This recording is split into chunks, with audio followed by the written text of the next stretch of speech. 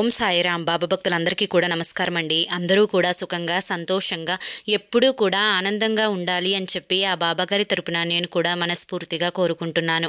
ఈరోజు బాబాగారు అందించే సందేశం ఏంటి అంటే కనుక, తల్లి షిరిడీ నుండి తీపి కబురు రాబోతోంది, స్వీట్లు సిద్ధపరచుకో.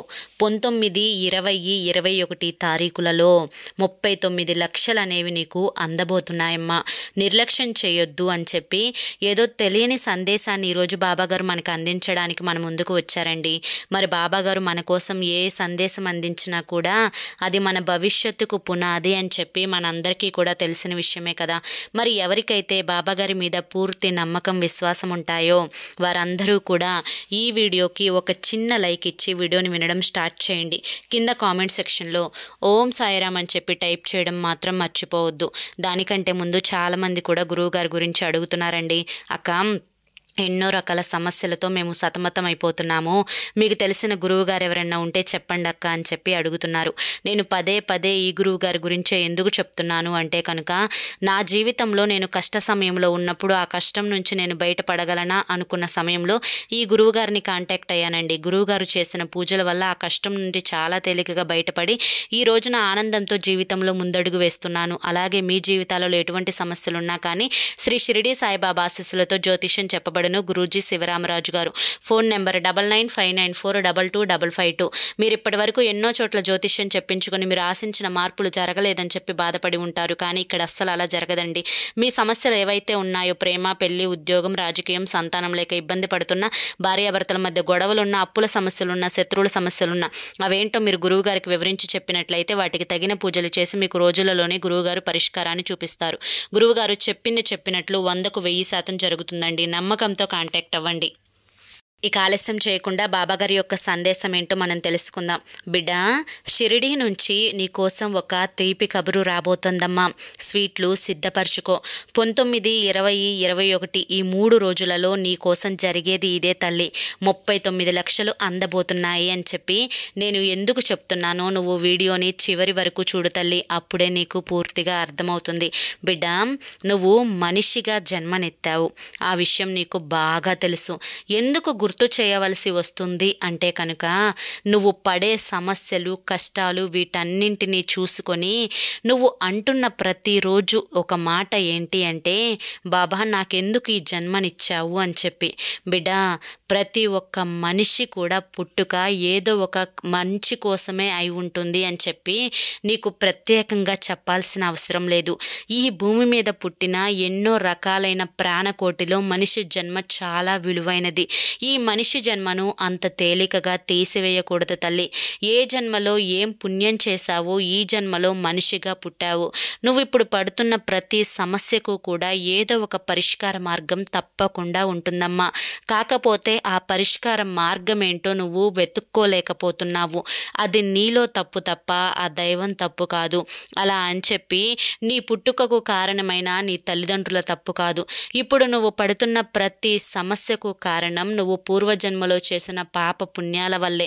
ఈ జన్మలో నువ్వు చాలా మంచిగా ఉన్నావు తల్లి.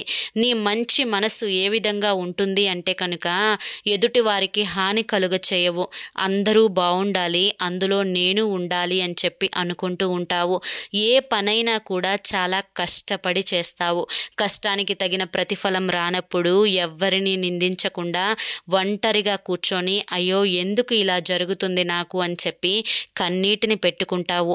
కేవలం అలా కన్నీటిని పెట్టుకొని ఆ బాధ కన్నీళ్ళ రూపంలో వదిలేస్తే పర్వాలేదమ్మా, కానీ నువ్వు ఆ బాధని పట్టుకొని మనసులో అలాగే పెట్టుకొని ఆ బరువుని దించకుండా ఒక డిప్రెషన్లోకి వెళ్ళిపోయి లేనిపోని తలనొప్పులను తెచ్చుకుంటున్నావు, లేనిపోని అనారోగ్య సమస్యలను తెచ్చుకుంటున్నావు. నీకు ప్రతీదీ కూడా అర్థమవుతుంది తల్లి. నువ్వు ఇప్పుడు చేస్తున్నది ఏది కూడా సరైనది కాదు అని చెప్పి నీకు తెలుసు. అయినా కూడా కొన్ని అలవాట్లను మానుకోలేకపోతున్నావు. బిడ్డ, మనసంతా కూడా చికాకుగా అనిపిస్తుంది. అనిపిస్తూ ఉంది కదా, బాధలు పడి పడి విసుగుగా అనిపిస్తుంది కదా. అయితే కాసేపు ప్రశాంతంగా కళ్ళు మూసుకొని నేను చెప్పే ఈ యొక్క మంచి మాటలను విను తల్లి. ఈ యొక్క మంచి మాటలు నీకు ఏ విధంగా నీ మనసులో ధైర్యాన్ని నింపుతాయి అంటే కనుక, నువ్వు పడుతున్న ప్రతి కష్టం నుంచి నిన్ను బయట పడవేస్తాయి. ఏ ఆపద నీ దగ్గరికి రాకుండా చూస్తాయి. జీవితంలో ఎవరి కింద చెయ్యి చాపకుండా చూస్తాయి. బిడ్డ, నీ యొక్క మనస్తత్వం కూడా అటువంటిదే. ఏదైనా కూడా కష్టపడి సాధించుకోవాలి అనుకుంటావు. ఒకరి కింద మాత్రం లొంగకుండా బ్రతకాలి అనుకుంటావు. చేతిలో రూపాయిని చాలా జాగ్రత్తగా వాడుకుంటావు. నలుగురికి విలువనిస్తావు. నీ తల్లిదండ్రుల మీదనే కాస్తంత చిరాకును చూపిస్తూ ఉన్నావు. అది ఏమాత్రం తప్పు కాదులే తల్లి. ఎందుకంటే ఈ భూమి మీద పుట్టిన ప్రతి మనిషికి కూడా వారి యొక్క తల్లిదండ్రులే స్వంత మనుషులు.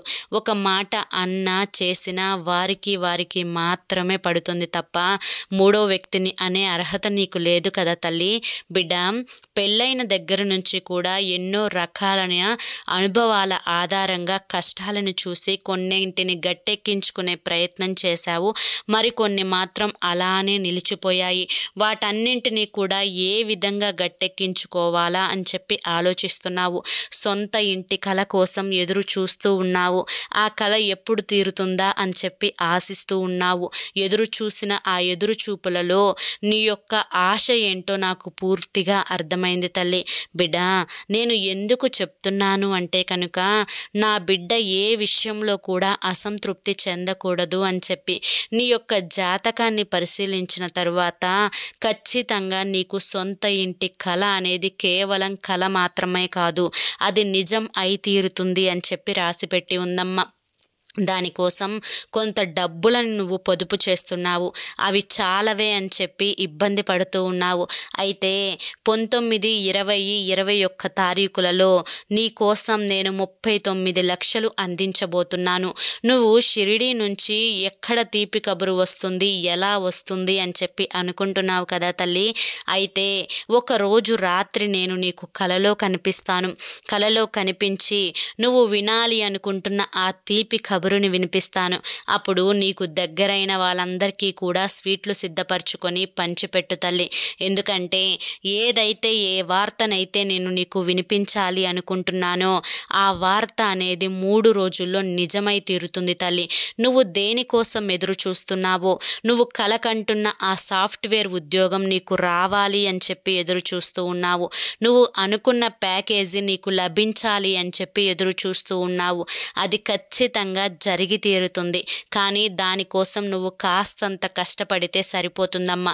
ఈ 3 రోజులు నీకు చాలా అనుకూలంగా మారాయి. నువ్వు ఏది అనుకున్నా కానీ నా గురుబలంతో దాన్ని సాధించగలుగుతావు. కొంచెం బంధుమిత్రులతో మంచిగా మాట్లాడే ప్రయత్నం చెయ్యి. నీ పక్కన ఉన్న వారిని ఎవ్వరిని కూడా గుడ్డిగా నమ్మొద్దు తల్లి. అందరూ నీలాగే మంచిగా ఆలోచిస్తారు అని చెప్పి అనుకుంటే మాత్రం అది ఖచ్చితంగా నీ పొరపాటే అవుతుంది అని చెప్పి తెలుసుకో. ఎందుకంటే అందరూ కూడా నీలా ఆలోచించరు. కొంతమంది నీ యొక్క బలమేంటి, నీ యొక్క బలహీనత ఏంటి అని చెప్పి తెలుసుకొని అవకాశం వచ్చినప్పుడు నీ బలహీనత మీద దెబ్బ కొట్టి నిన్ను కృంగతీసే అవకాశం ఉంది.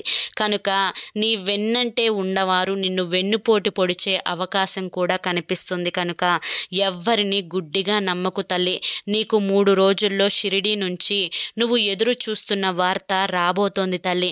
అది ఏంటి అంటే కనుక నీ సొంత ఇంటి కల గురించి.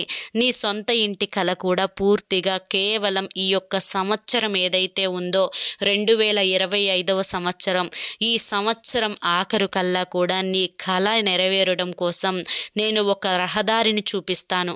ఆ దారి వెంట నువ్వు ప్రయాణిస్తే తప్పకుండా నీ యొక్క సొంత గృహంలో నువ్వు అడుగు పెడతావు తల్లి. బిడ్డ, నీ యొక్క భర్త విషయంలో కూడా నువ్వు చాలా వరకు భయపడుతున్నావు. నీ భర్త నువ్వు అనుకున్నట్లుగా ఉండడం లేదు అని చెప్పి, నీ భర్త నీ మాట వినడం లేదు అని చెప్పి, అతనికి నచ్చినదే అతను చేసుకుంటూ పోతాడే తప్ప నా మాట ఏ రోజు కూడా పట్టించుకోడు అని చెప్పి, ఇలా ఎన్నో రకాలుగా నీ భర్త విషయంలో నువ్వు ఇబ్బంది పడుతూ ఉన్నావు. కానీ బిడ్డ, ఈ భూమి మీద పుట్టిన ప్రతి మనిషికి కూడా ఒక్కొక్కరికి ఒక్కొక్క మనస్తత్వం ఉంటుంది. అవి పుట్టుకతో వచ్చే మనస్తత్వాలు, మరికొన్ని మధ్యలో నేర్చుకునే మనస్తత్వాలు. నీ పుట్టుకతో వచ్చిన నీ ఈ మనస్తత్వం నువ్వు మార్చుకోవాలి అన్నా, అది నువ్వు ఎదుటివారు చెప్పే విషయాలను బట్టి నువ్వు మార్చుకోవాలి అన్నా, అది పూర్తిగా నీ మీదనే ఆధారపడి ఉంటుంది. ఎదుటివారు చెప్తే నువ్వు మారవు, నీ అంతటక నువ్వు మారాలి అనుకుంటేనే మారతావు. అలాగే నీ భర్త విషయంలో కూడా అదే జరుగుతుంది తల్లి. ఎదుటివారు చెప్తే అతను ఏది కూడా వినడు. అతను మారాలి అనుకున్నప్పుడు మాత్రమే మారతాడు. కనుక అతని మీద ఉన్న ఏకాగ్రతను తగ్గించి నీ యొక్క పనుల పట్ల ఏకాగ్రతను పెంచుకో తల్లి. మనసుని ప్రశాంతంగా ఉంచుకో. ఏది కూడా బరువుగా భారంగా తీసుకోకు. ప్రతి దానికి కూడా టెన్షన్ పడకు. అన్నీ నిదానంగా చేసుకుంటూ వెళ్ళు.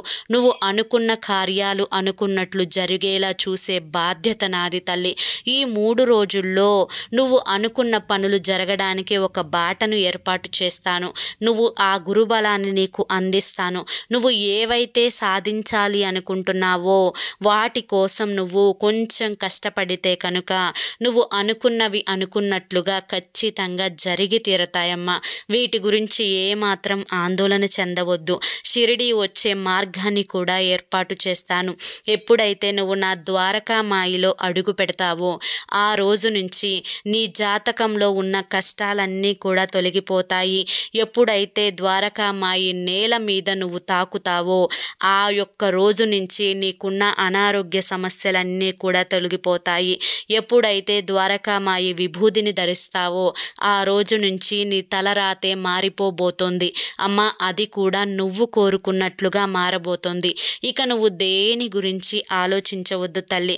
ఒక తండ్రిగా నేను కోరుకునేది ఏంటి అంటే కనుక నీ ముందున్న ఆనందాన్ని నువ్వు చూడడం లేదు. నీ వెనుకున్న కష్టం గురించే భయపడుతున్నావు. గతం గతహ అని చెప్పి ఎప్పుడూ కూడా వదిలేయాలమ్మా. అప్పుడే నువ్వు అనుకున్నవి అనుకున్నట్లుగా జరుగుతాయి. నెత్తి మీద బరువు ఏ రోజుకు ఆ రోజు దించుకుంటేనే ఆ యొక్క ఆ బరువు అనేది నీకు ఎక్కువగా నీ మీద పడకుండా ఉంటుంది. అలా కాకుండా ఇటికి రాయి మీద ఇటికి రాయిని పెంచుకుంటూ పోతే అది ఎంత భారంగా మారుతుందో, ఎంత బరువెక్కుతుందో నీ మనసుని అడిగి చూడు. ఇప్పటికే ఎన్నో సమస్యలతో నీ మనసు బరువెక్కిపోయింది. ఇప్పటి నుంచైనా కానీ ఆ సమస్యలన్నింటినీ కూడా తీసివేసి మనసుని ప్రశాంతంగా ఉంచుకో. బిడ్డ, నేను ఏది చెప్పినా కూడా నీ భవిష్యత్తు గురించి ఆలోచించే చెప్పబోతున్నాను. నువ్వు కన్న కలలన్నీ కూడా తీరే మార్గం అనేది ఖచ్చితంగా ఏర్పాటు చేస్తాను. నా గురుబలాన్ని నీకు అందించి తీరతాను. ఎందుకు ఇలా నాకే జరుగుతుంది అని చెప్పి ఆలోచించుకోకు. ఎందుకంటే నీ యొక్క ఆలోచన అక్కడే ఆగిపోతుంది. ఆ ఆలోచన నుంచి బయటపడితేనే అనుకున్న సమస్యలన్నీ కూడా తీరిపోతాయి. వచ్చిన సమస్యలన్నీ కూడా దూరం అవుతాయి. మనిషి మనసులో కొత్త ఆలోచన పుట్టాలి. అది నీకు ఆనందాన్ని ఇవ్వాలి. నిన్ను నువ్వు ఆనందంగా ఉంచుకోకపోతే ఈ జన్మ ఎందుకు నీకు అని చెప్పి అనిపిస్తూ ఉంటుంది. కనుక ఈ జన్మకు ఒక సార్థకత ఇవ్వాలి. నీలో ఉన్న ఆత్మను నువ్వు సంతోషపెట్టాలి. నీలో ఉన్న ఆత్మని ఎప్పుడూ కూడా దుఃఖ పెట్టకూడదు తల్లి. అది నీ యొక్క లోని ఎందుకు ఉన్నానా అని చెప్పి ఏడ్చే రోజు ఎప్పుడు రాకూడదు. నీ యొక్క ఆత్మని నువ్వు సంతోషంగా ఉంచుకోగలిగినప్పుడు మాత్రమే నీకు నువ్వు న్యాయం చేసుకున్నట్లు, ఈ జన్మకు ఒక అర్థాన్ని ఇచ్చినట్లు, ఆ యొక్క భగవంతుని ఆశీర్వాదాలతో పాటు నా గురుబలం కూడా నీపై ఎల్లప్పుడూ కూడా ఉండి తీరుతుంది. కనుక ఇకపైనైనా కానీ ఏమాత్రం ఆలోచించకు. కేవలం 3 రోజుల లోపే షిరిడి నుంచి నీ కోసం ఒక తీపి కబురు, అది కూడా నువ్వు ఎదురు చూస్తున్న కబురుని పంపిస్తాను. ఈ యొక్క 39 లక్షలు ఏవైతే ఉన్నాయో అవి ధనం రూపంలో నీ యొక్క బ్యాంక్ అకౌంట్లోకి వచ్చి పడతాయి. కనుక డబ్బు నీకు అంది తీరుతుంది తల్లి. ఇది నా మాట. నా మాట ఎప్పుడూ కూడా నిర్లక్ష్యం చేయకు తల్లి. నా మీద నమ్మకం ఉంచుకో. ఆ నమ్మకమే అన్నీ కూడా నిజమయ్యేలా చేస్తుంది అని చెప్పి ఈరోజు బాబాగారు మనకి చాలా చక్కటి సందేశాన్ని అందించారండి. మరి ఈ సందేశంలో ఎంతో గొప్ప ఆంతర్యం ఉంది మనం అర్థం చేసుకుంటే. బాబాగారు ఏ మాట ఇచ్చినా కూడా ఆ మాట మీద మనం పూర్తి నమ్మకం విశ్వాసం ఉంచుకుంటే అది ఏదో ఒక రూపంలో మనకి ఆ నమ్మకం అనేది నిజమవుతుంది. కనుక బాబాగారు చెప్పిన ఈ సందేశంలో ఉండే ఆంతర్యం మీకు నచ్చింది, అర్థమైంది అనిపిస్తే ఈ వీడియోకి ఒక లైక్ ఇవ్వడం మాత్రం మర్చిపోవద్దు. కింద కామెంట్ సెక్షన్లో ఓం సాయిరామ్ అని చెప్పి టైప్ చేయడం కూడా మర్చిపోవద్దు. మరి రేపు మరొక మంచి వీడియోతోటి మళ్ళీ కలుసుకుందాం. అంతవరకు కూడా బాబా ఆశీస్సులు మీపై ఉండాలి అని చెప్పి మనస్ఫూర్తిగా కోరుకుంటూ సర్వే జన సుఖినో భవంతు. ఓం సాయిరామ్.